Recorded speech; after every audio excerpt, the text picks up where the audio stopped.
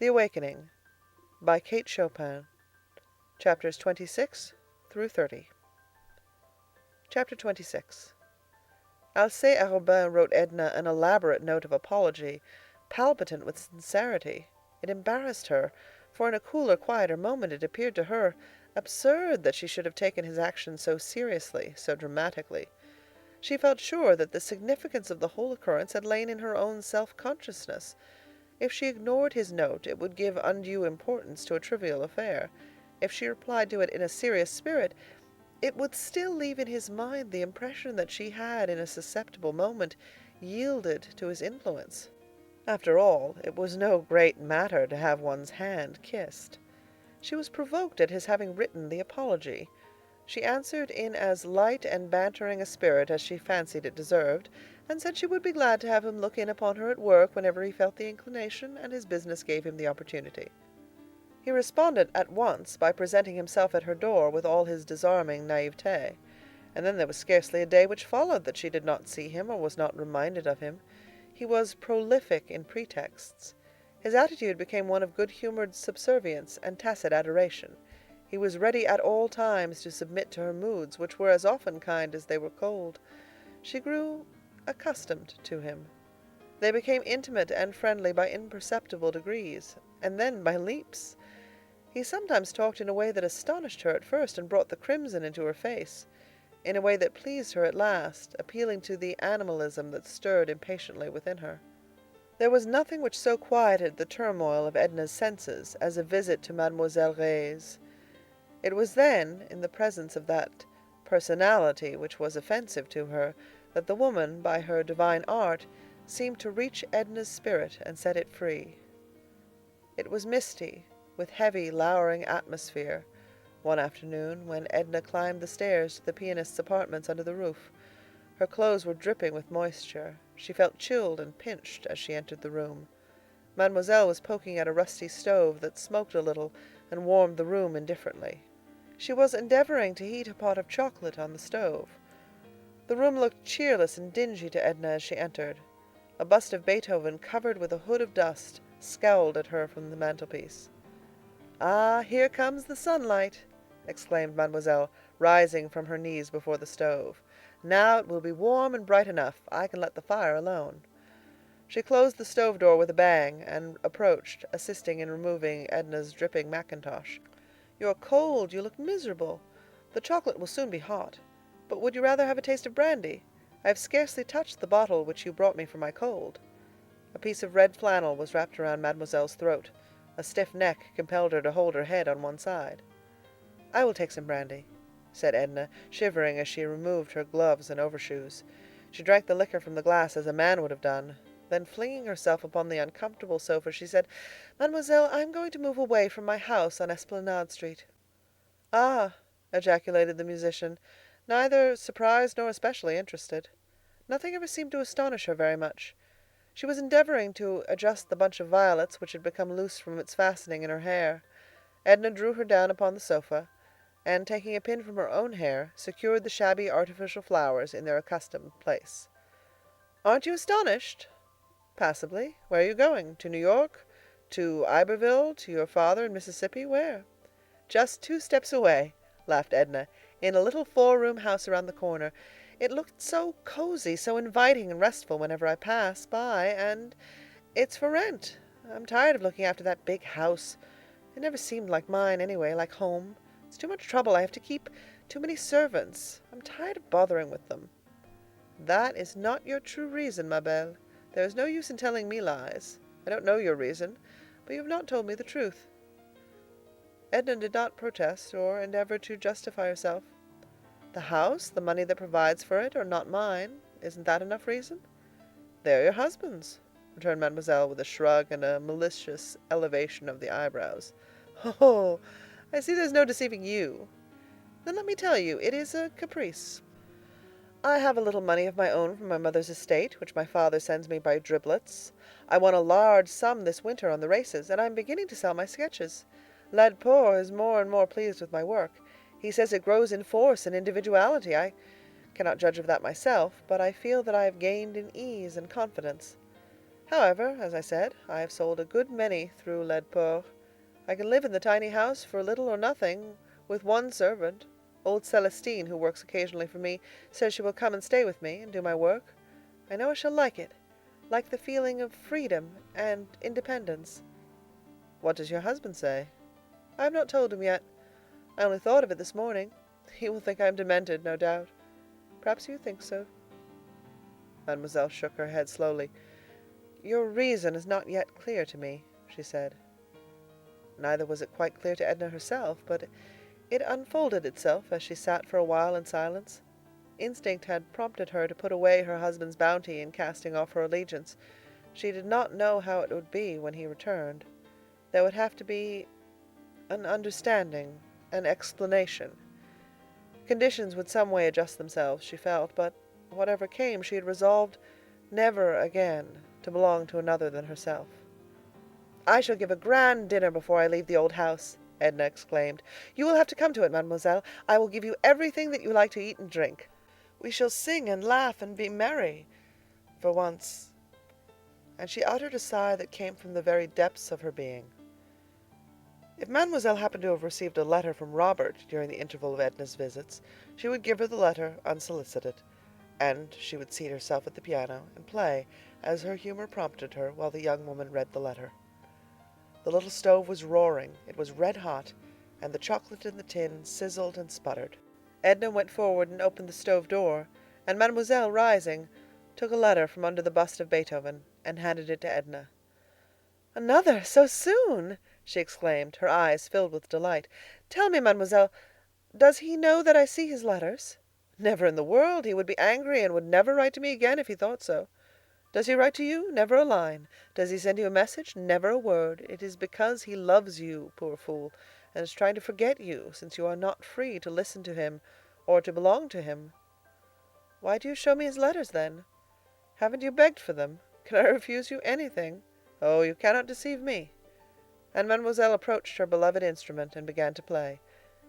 Edna did not at once read the letter. She sat holding it in her hand, while the music penetrated her whole being like an effulgence, warming and brightening the dark places of her soul. It prepared her for joy and exultation. "Oh," she exclaimed, letting the letter fall to the floor, "why did you not tell me?" She went and grasped Mademoiselle's hands up from the keys. "Oh, unkind, malicious, why did you not tell me?" "That he was coming back." "No great news, ma foi." "I wonder he did not come long ago." "But when? When?" cried Edna impatiently. "He does not say when." "He says very soon. You know as much about it as I do. It's all in the letter." "But why? Why is he coming? Oh, if I thought—" And she snatched the letter from the floor and turned the pages this way and that way, looking for the reason which was left untold. "If I were young and in love with a man," said Mademoiselle, turning on the stool and pressing her wiry hands between her knees as she looked down at Edna, who sat on the floor holding the letter, "it seems to me he would have to be some grand esprit, a man with lofty aims and ability to reach them, one who stood high enough to attract the notice of his fellow men. It seems to me if I were young and in love I should never deem a man of ordinary caliber worthy of my devotion." "Now it is you who are telling lies and seeking to deceive me, mademoiselle. Or else you have never been in love and know nothing about it. Why," went on Edna, clasping her knees and looking up into Mademoiselle's twisted face, "do you suppose a woman knows why she loves? Does she select? Does she say to herself, 'Go to, here is a distinguished statesman with presidential possibilities. I shall proceed to fall in love with him'? Or, 'I shall set my heart upon this musician, whose fame is on every tongue'? Or, 'this financier who controls the world's money markets'? You are purposely misunderstanding me, ma reine. Are you in love with Robert?" "Yes," said Edna. It was the first time she had admitted it, and a glow overspread her face, blotching it with red spots. "Why?" asked her companion. "Why do you love him when you ought not to?" Edna, with a motion or two, dragged herself on her knees before Mademoiselle Reisz, who took the glowing face between her two hands. "Why? because his hair is brown and grows away from his temples, because he opens and shuts his eyes, and his nose is a little out of drawing, because he has two lips and a square chin and a little finger, which he can't straighten from having played baseball too energetically in his youth, because you do, in short," laughed Mademoiselle. "What will you do when he comes back?" she asked. "Do? Nothing, except feel glad and happy to be alive." She was already glad and happy to be alive at the mere thought of his return. The murky, lowering sky, which had depressed her a few hours before, seemed bracing and invigorating as she splashed through the streets on her way home. She stopped at a confectioner's and ordered a huge box of bonbons for the children in Iberville. She slipped a card in the box, on which she scribbled a tender message, and sent an abundance of kisses. Before dinner in the evening, Edna wrote a charming letter to her husband, telling him of her intention to move for a while into the little house around the block, and to give a farewell dinner before leaving, regretting that he was not there to share it, to help out with the menu and assist her in entertaining the guests. Her letter was brilliant and brimming with cheerfulness. Chapter 27. "What is the matter with you?" asked Arobin that evening. "I never found you in such a happy mood." Edna was tired by that time and was reclining on the lounge before the fire. "Don't you know the weather prophet has told us we shall see the sun pretty soon?" "Well, that ought to be reason enough," he acquiesced. "You wouldn't give me another if I sat here all night imploring you." He sat close to her on the low tabouret, and as he spoke his fingers lightly touched the hair that fell a little over her forehead. She liked the touch of his fingers through her hair and closed her eyes sensitively. "One of these days," she said, "I'm going to pull myself together for a while and think, try to determine what character of a woman I am, for candidly I don't know. By all the codes which I am acquainted with, I am a devilishly wicked specimen of the sex, but some way I can't convince myself that I am. I must think about it." "Don't. What's the use? Why should you bother thinking about it when I can tell you what manner of woman you are?" His fingers strayed occasionally down to her warm, smooth cheeks and firm chin, which was growing a little full and double. "Oh, yes, you will tell me that I am adorable, everything that is captivating. Spare yourself the effort." "No, I shan't tell you anything of the sort, though I shouldn't be lying if I did." "Do you know Mademoiselle Reisz?" she asked irrelevantly. "The pianist? I know her by sight. I've heard her play." "She says queer things sometimes in a bantering way that you don't notice at the time and you find yourself thinking about afterward." "For instance?" "Well, for instance, when I left her today, she put her arms around me and felt my shoulder blades, to see if my wings were strong, she said. The bird that would soar above the level plain of tradition and prejudice must have strong wings. It is a sad spectacle to see the weaklings bruised, exhausted, fluttering back to earth. Whither would you soar?" "I am not thinking of any extraordinary flights. I only half comprehend her." "I have heard she's partially demented," said Arobin. "She seems to me wonderfully sane," Edna replied. "I'm told she's extremely disagreeable and unpleasant. Why have you introduced her at a moment when I desired to talk of you?" "Oh, talk of me if you like," cried Edna, clasping her hands beneath her head. "But let me think of something else while you do. I'm jealous of your thoughts tonight. They're making you a little kinder than usual, but some way I feel as if they were wandering, as if they were not here with me." She only looked at him and smiled. His eyes were very near. He leaned upon the lounge with an arm extended across her, while the other hand still rested upon her hair. They continued silently to look into each other's eyes. When he leaned forward and kissed her, she clasped his head, holding his lips to hers. It was the first kiss of her life to which her nature had really responded. It was a flaming torch that kindled desire. Chapter 28. Edna cried a little that night after Arobin left her. It was only one phase of the multitudinous emotions which had assailed her. There was with her an overwhelming feeling of irresponsibility. There was the shock of the unexpected and the unaccustomed. There was her husband's reproach looking at her from the external things around her which he had provided for her external existence. There was Robert's reproach making itself felt by a quicker, fiercer, more overpowering love which had awakened within her toward him. Above all, there was understanding. She felt as if a mist had been lifted from her eyes, enabling her to look upon and comprehend the significance of life, that monster made up of beauty and brutality. But among the conflicting sensations which assailed her, there was neither shame nor remorse. There was a dull pang of regret, because it was not the kiss of love which had inflamed her, because it was not love which had held this cup of life to her lips. Chapter 29. Without even waiting for an answer from her husband regarding his opinion or wishes in the matter, Edna hastened her preparations for quitting her home on Esplanade Street and moving into the little house around the block. A feverish anxiety attended her every action in that direction. There was no moment of deliberation, no interval of repose between the thought and its fulfillment. Early upon the morning following those hours passed in Arobin's society, Edna set about securing her new abode and hurrying her arrangements for occupying it.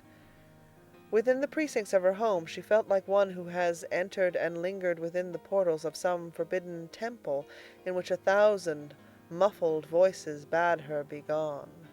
Whatever was her own in the house, everything which she had acquired aside from her husband's bounty, she caused to be transported to the other house, supplying simple and meager deficiencies from her own resources. Arobin found her with rolled sleeves, working in company with the housemaid when he looked in during the afternoon.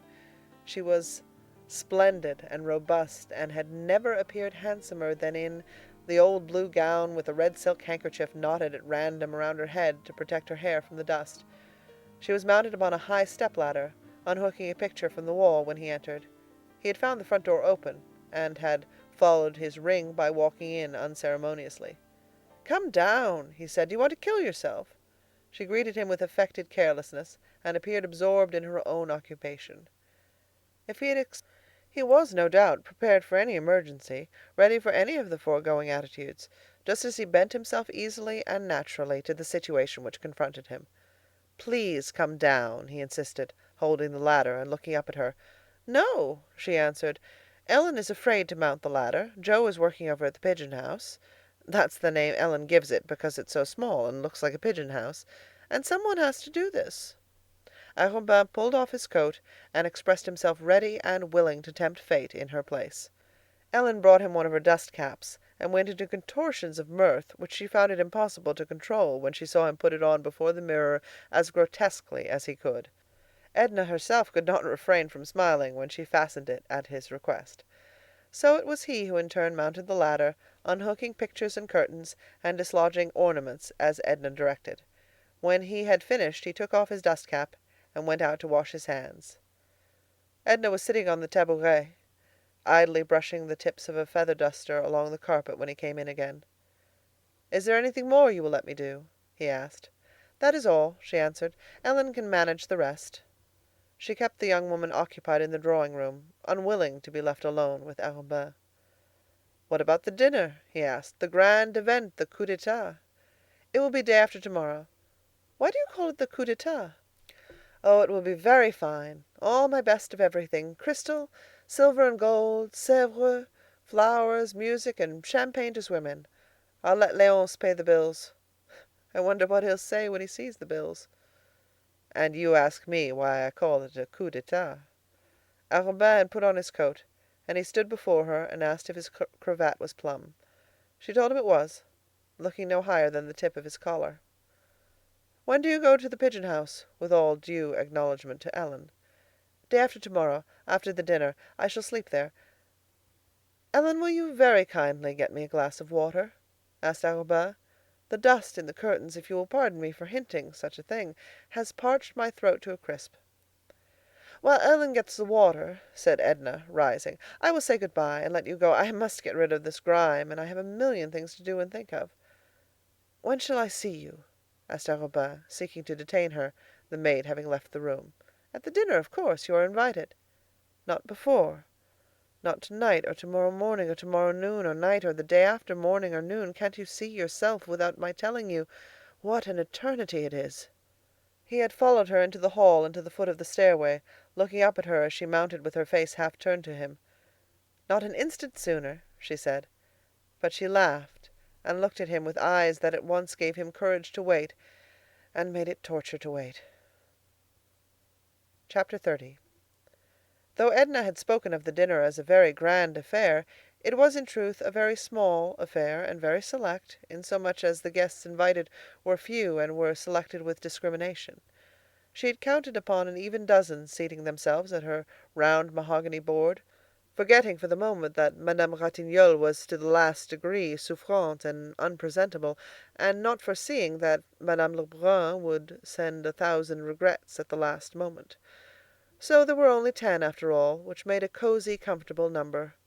There were Mr. and Mrs. Merriman, a pretty, vivacious little woman in the 30s, her husband, a jovial fellow, something of a shallow pate, who laughed a good deal at other people's witticisms, and had thereby made himself extremely popular. Mrs. Highcamp had accompanied them. Of course there was Alcée Arobin, and Mademoiselle Reisz had consented to come. Edna had sent her a fresh bunch of violets with black lace trimmings for her hair. Monsieur Ratignolle brought himself and his wife's excuses. Victor Lebrun, who happened to be in the city, bent upon relaxation, had accepted with alacrity. There was Miss Mayblunt, no longer in her teens, who looked at the world through lorgnettes and with the keenest interest. It was thought and said that she was intellectual. It was suspected of her that she wrote under a nom de guerre. She had come with a gentleman by the name of Gouvernail, connected with one of the daily papers, of whom nothing special could be said, except that he was observant and seemed quiet and inoffensive. Edna herself made the 10th, and at 8:30 they seated themselves at table, Arobin and Monsieur Ratignolle on either side of their hostess. Mrs. Highcamp sat between Arobin and Victor Lebrun. Then came Mrs. Merriman, Mr. Gouvernail, Miss Mayblunt, Mr. Merriman, and Mademoiselle Reisz sat next to Monsieur Ratignolle. There was something extremely gorgeous about the appearance of the table, an effect of splendor conveyed by a cover of pale yellow satin under strips of lacework.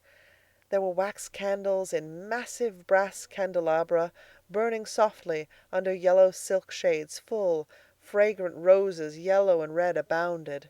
There were silver and gold, as she had said there would be, and crystal, which glittered like the gems which the women wore. The ordinary stiff dining chairs had been discarded for the occasion and replaced by the most commodious and luxurious which could be collected throughout the house. Mademoiselle Reisz, being exceedingly diminutive, was elevated upon cushions, as small children are sometimes hoisted at table upon bulky volumes. "Something new, Edna?" exclaimed Miss Mayblunt, with lorgnette directed towards a magnificent cluster of diamonds that sparkled, that almost sputtered in Edna's hair, just over the center of her forehead. "Quite new, brand new, in fact, a present from my husband. It arrived this morning from New York. I may as well admit that this is my birthday, and that I am 29. In good time I expect you to drink my health. Meanwhile, I shall ask you to begin with this cocktail, composed—would you say composed?" with an appeal to Miss Mayblunt. "Composed by my father in order of Sister Janet's wedding." Before each guest stood a tiny glass that looked and sparkled like a garnet gem. "Then, all things considered," spoke Arobin, "it might not be amiss to start out by drinking the Colonel's health in the cocktail which he composed on the birthday of the most charming of women, the daughter whom he invented."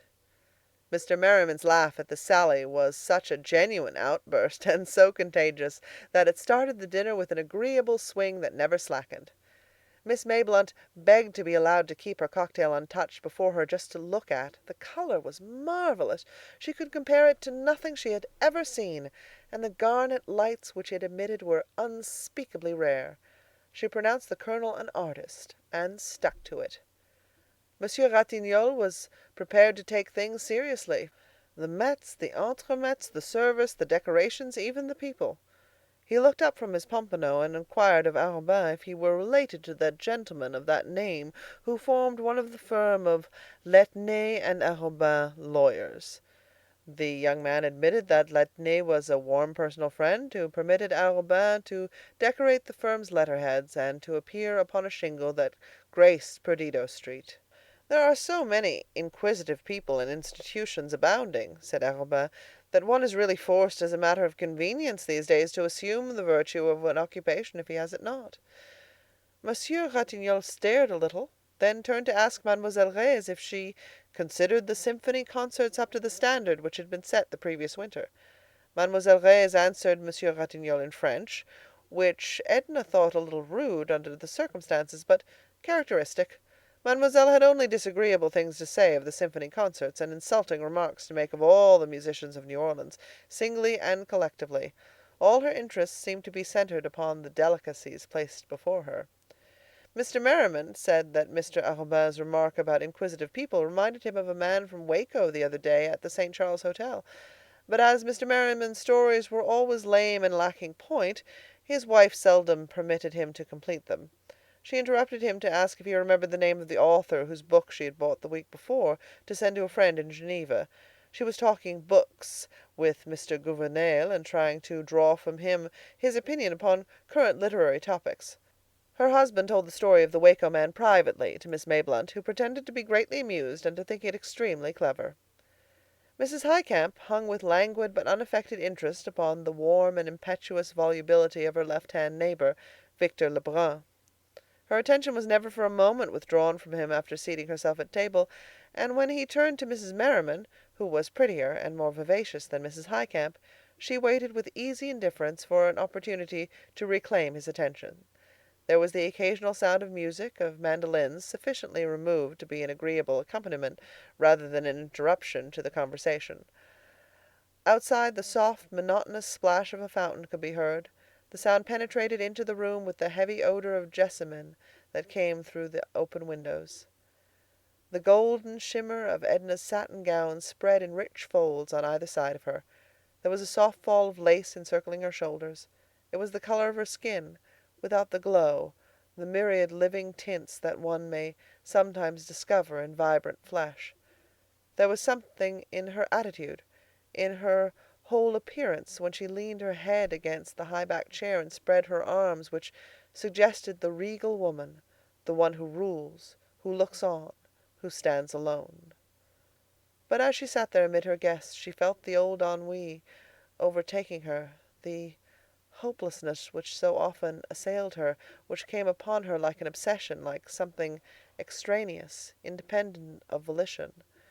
It was something which announced itself, a chill breath that seemed to issue from the vast cavern wherein discords waited. There came over her the acute longing which always summoned into her spiritual vision the presence of the beloved one, overpowering her at once with a sense of the unattainable. The moments glided on, while a feeling of good fellowship passed around the circle like a mystic cord, holding and binding these people together with jest and laughter. Monsieur Ratignolle was the first to break the pleasant charm. At 10 o'clock he excused himself. Madame Ratignolle was waiting for him at home. She was bien souffrante, and she was filled with vague dread, which only her husband's presence could allay. Mademoiselle Reisz arose with Monsieur Ratignolle, who offered to escort her to the car. She had eaten well, she had tasted the good, rich wines, and they must have turned her head, for she bowed pleasantly to all as she withdrew from table.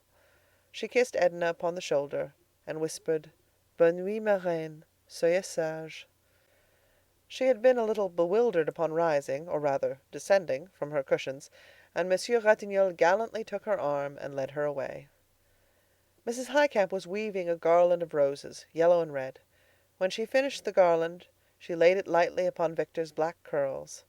He was reclining far back in the luxurious chair, holding a glass of champagne to the light.